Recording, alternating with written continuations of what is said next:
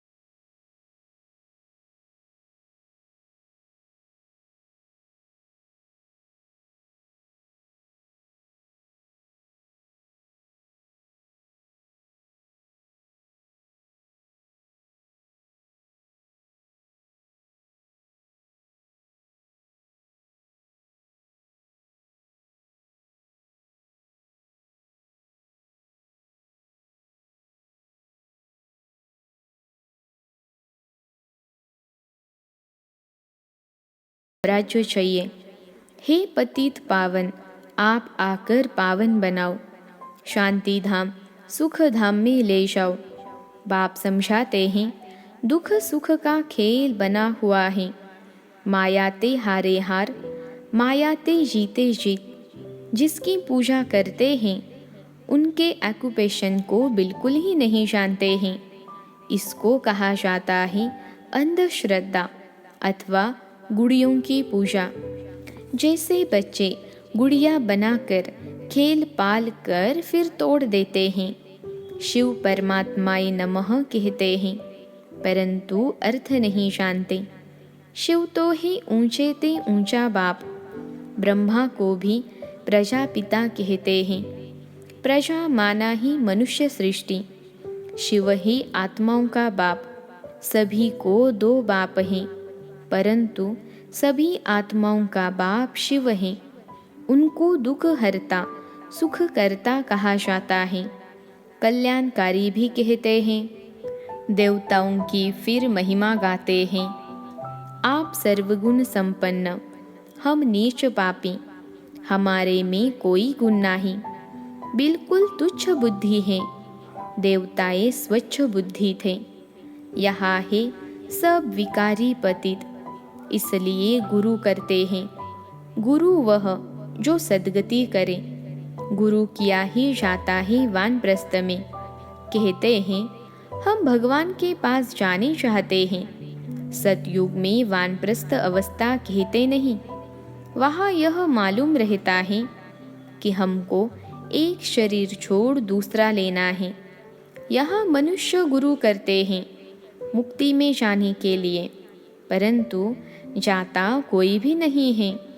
यह गुरु लोग सब भक्ति मार्ग के हैं।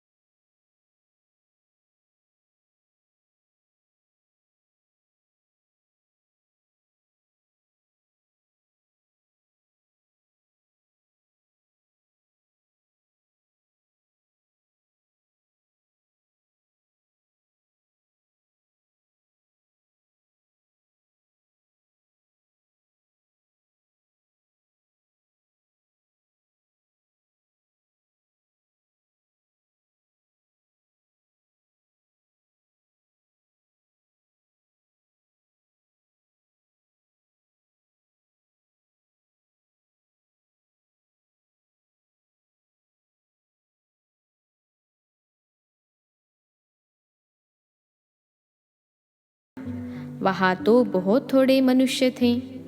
एक धर्म एक मत थी।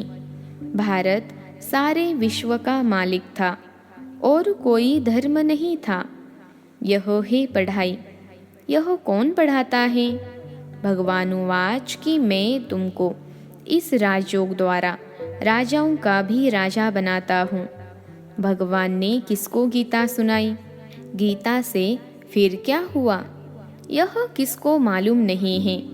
गीता के बाद ही महाभारत, गीता में राजयोग है। भगवान उवाच मामेकम याद करो तो तुम्हारे पाप भस्म होंगे। मन मनाभव का अर्थ ही यह है कि बाप कहते हैं तुम जो सूर्यवंशी पूज्य थे वह फिर पुजारी शूद्रवंशी बन गए हो। विराट रूप का अर्थ भी तुम बच्चे ही जानते हो। विराट रूप में जो दिखाते हैं उसमें ब्राह्मणों को गुम कर दिया है। ब्राह्मण तो बहुत गाए जाते हैं। प्रजापिता ब्रह्मा की संतान है ना।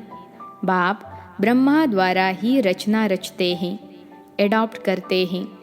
अब तुम हो ऊंच ब्राह्मण, तुमको रचने वाला ही ऊंचे ते ऊंचा भगवान जो सबका बाप है। ब्रह्मा का भी वह बाप है, सारी रचना का वह बाप है। रचना हो गई सब ब्रदर्स। वर्षा बाप से मिलता है न कि भाई से। शिव जयंती भी मनाई जाती है। आज से 5000 वर्ष पहले ब्रह्मा तन में शिव बाबा आया था। देवी देवता धर्म स्थापन किया था। ब्राह्मण ही राजयोग सीखे थे, वह तुम अब सीख रहे हो। भारत पहले शिवालय था। शिव बाबा ने शिवालय यानी स्वर्ग रचा और भारतवासी ही स्वर्ग में राज्य करते थे। अब कहाँ राज्य करते हैं? अब पति दुनिया नरक है। यह कोई समझते नहीं तो हम नरकवासी हैं। कहते हैं फलाना मरा स्वर्गवासी हुआ तो अपने को नरकवासी समझना चाहिए।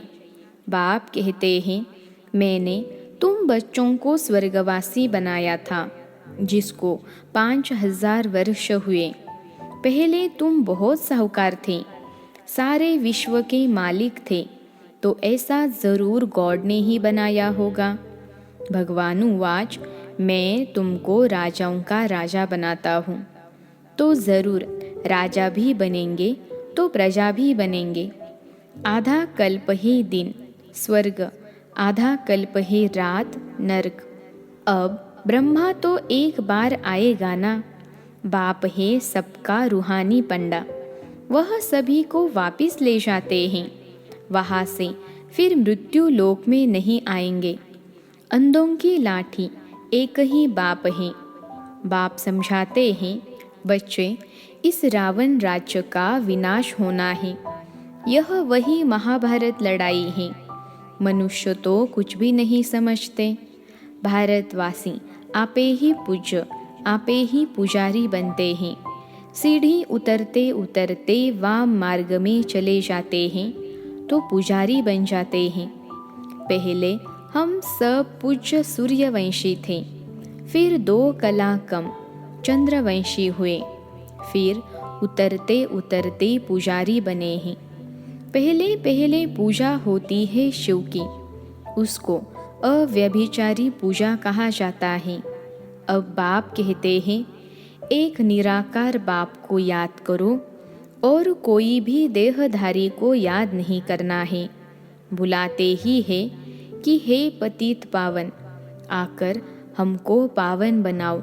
तो मेरे बिगर और कोई कैसे पावन बना सकते हैं? सीढ़ी में दिखाया है कि कलयुग के अंत में क्या है।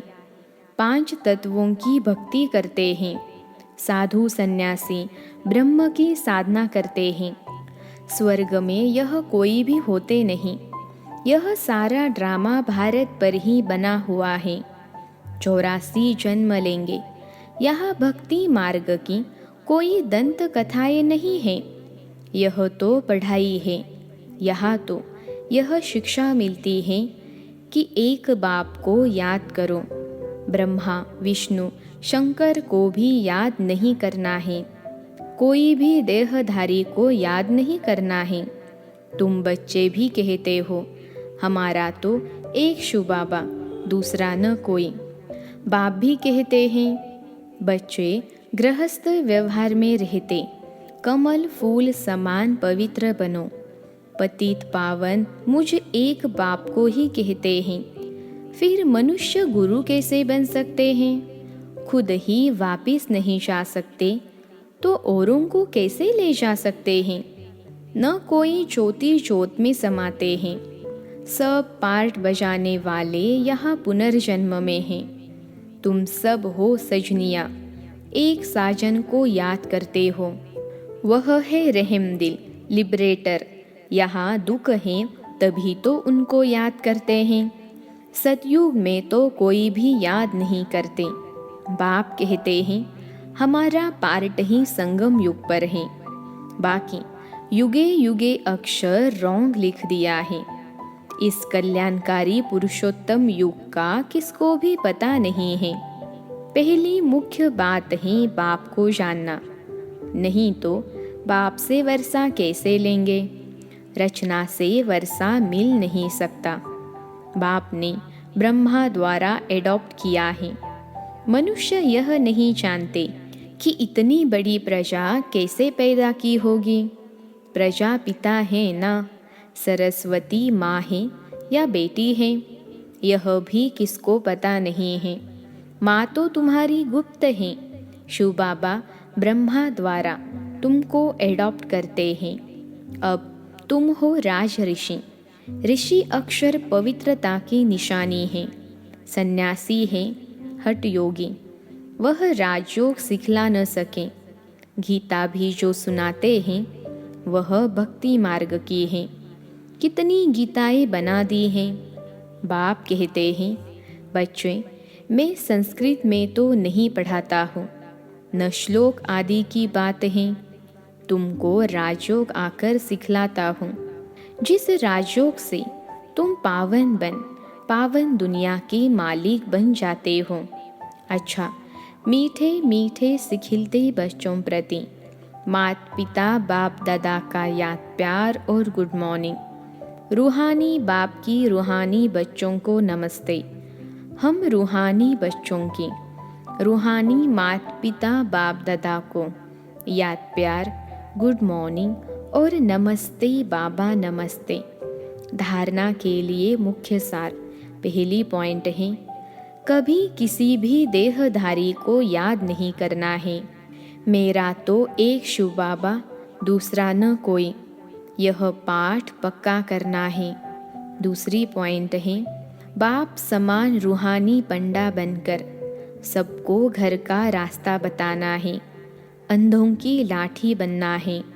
आज का वरदान है, सदा बिजी रहने की विधि द्वारा व्यर्थ संकल्पों की कंप्लेन को समाप्त करने वाले संपूर्ण कर्मातीत भव। सदा बिजी रहने की विधि द्वारा व्यर्थ संकल्पों की कंप्लेन को समाप्त करने वाले संपूर्ण कर्मातीत भव। विश्लेषण है, संपूर्ण कर्मातीत बनने में व्यर्थ संकल्पों के तूफान ही विघ्न डालते हैं। इस व्यर्थ संकल्पों की कंप्लेन को समाप्त करने के लिए अपने मन को हर समय बिजी रखो। समय की बुकिंग करने का तरीका सीखो। सारे दिन में मन को कहाँ कहाँ बिजी रखना है, यह प्रोग्राम बनाओ। रोज़ अपने मन को 4 बातों में बिजी कर दो।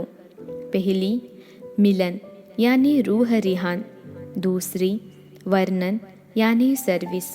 तीसरी, मगन। और चौथी, लगन। इससे समय सफल हो जाएगा और व्यर्थ की कंप्लेन खत्म हो जाएगी। आज का स्लोगन है, सफलता को परमात्मा बर्थ राइट समझने वाले ही सदा प्रसन्न चेत रह सकते हैं। सफलता को परमात्मा बर्थ राइट समझने वाले ही सदा प्रसन्न चित रह सकते हैं। अच्छा, ओम शांति।